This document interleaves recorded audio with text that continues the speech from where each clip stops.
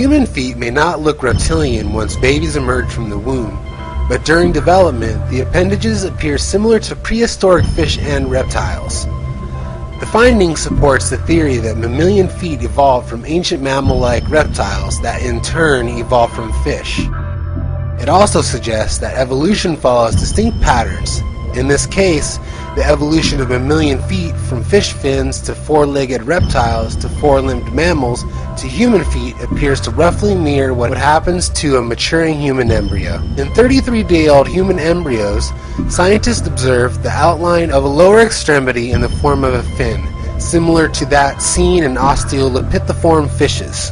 As the embryo continued to develop, the researchers focused their attention on two foot bones, the calcaneus or heel bone, and the talus, which sits between the heel and the lower leg. At 54 days of gestation, these two bones sit next to each other as they did within the reptile herbivore Boreas cynops, which lived around 260 million years ago. This ancient reptile had flat, crushing teeth and mammalian features. At 8.5 weeks of gestation, researchers found the two embryonic foot bones resemble those seen in the Diademodon, which lived around 230 million years ago. As ridiculous as this sounds, it is commonly accepted by modern science that humankind's early ancestors may have been reptiles. According to the Darwinian explanation of the origins of the human species, mammals evolved from reptiles and gained dominion over the earth only after a great disaster of debatable nature destroyed the dinosaurs. It is theorized that only then were mammals able to proliferate and ultimately evolve into intelligent beings. It is rather remarkable that the ancient Sumerian story of creation should parallel so closely the Darwinian view. In both cases, humans are said to be related to a superior reptilian race, and in both cases a great cataclysm eradicates the earlier species. In his book, The Dragons of Eden, the esteemed astronomer Dr. Carl Sagan speculates on the reptilian origins of humans and on the mysterious leap in brain evolution that can be found in the fossil record. He notes that if people had evolved naturally from reptiles, as Darwinists claim, it should have taken 200 million years for mammals to first evolve, and then another 5 to 10 million years for humans to evolve. And he notes with extreme puzzlement that the fossil record simply does not bear out his conclusion. In fact, the evolution of mammals, and particularly humans, was accomplished very quickly in a major burst of brain evolution. Evidence for this is clear in the fact that stone tools do not appear gradually, but rather they appear in enormous abundance all at once.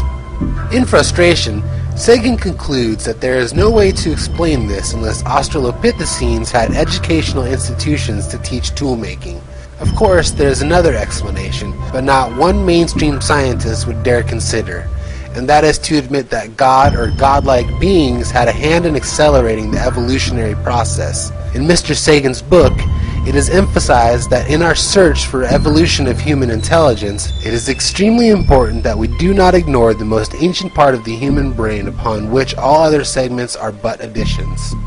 According to the neuroanatomist Paul MacLean, the ancient area of the triune brain is driven by another prehistoric region that some neuroanatomists call the rcomplex, the R standing for reptilian. It is referred to as the rcomplex because we share it with reptiles.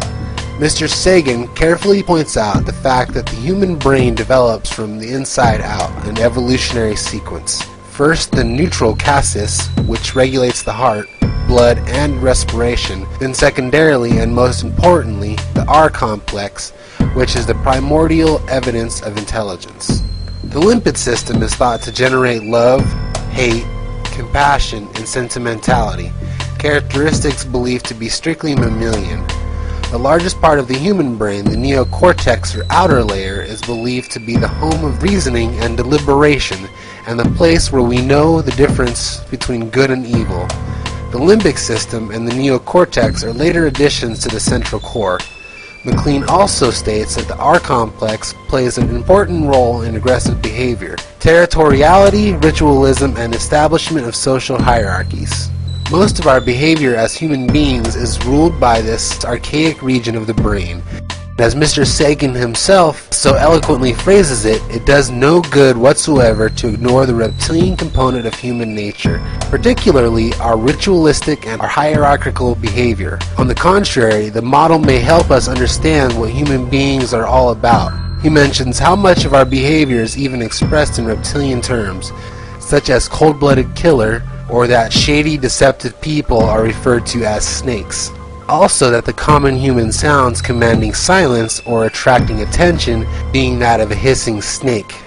It's kinda eerie that someone who understands the reptilian part of the brain so well is named Sagan, because his name spelled backwards is that of the mythical East Indian reptilian gods, the Nagas. Carl Sagan goes on to puzzle over the similarities between the reptilian brain and the human brain. He points out that at the core of the human brain lies a vestige of our reptilian past. Once again, science seems to agree with the ancient creation myths, for it was the knowledge of good and evil given to them by a serpent that caused the first woman and man to fall from grace with the Creator. If the Creator was reptilian, then it could be that by becoming mammalian and developing a neocortex, humanity becomes less reptilian, thus falling from grace. I repeat the words of cosmologist Carl Sagan. There are more potential combinations of DNA than there are atoms in the universe. Far from it being impossible for such a race to emerge, it would be more surprising if it had not. At least 5 human behaviors originate in the reptilian brain. In human activities, they find expression in obsessive-compulsive behavior, personal day-to-day rituals, and superstitious acts, slavish conformance to old ways of doing things, ceremonial reenactments, obeisance to precedents as in legal, religious, cultural, and other matters, and all matters of deception.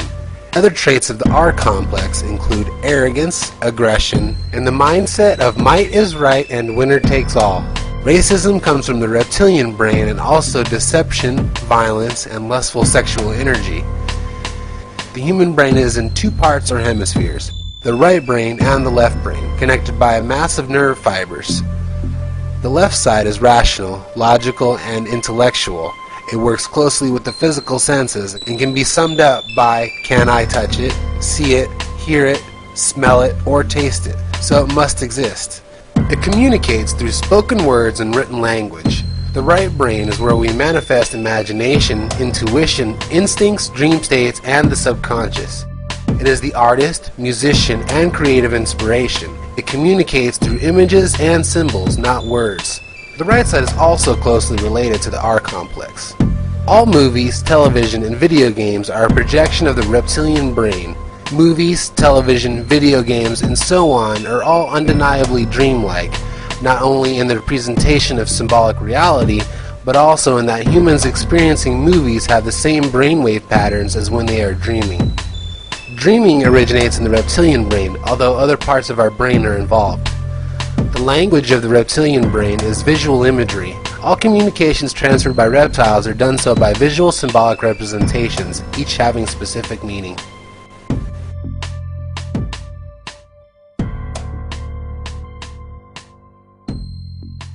I think most Americans feel that way, but what is still true is that there's still kind of a reptilian side of our brain, right? That part of our brain that if somebody looks different or sounds different, that there's a part of us that is cautious, and what we have to do is fight against that, and that's part of what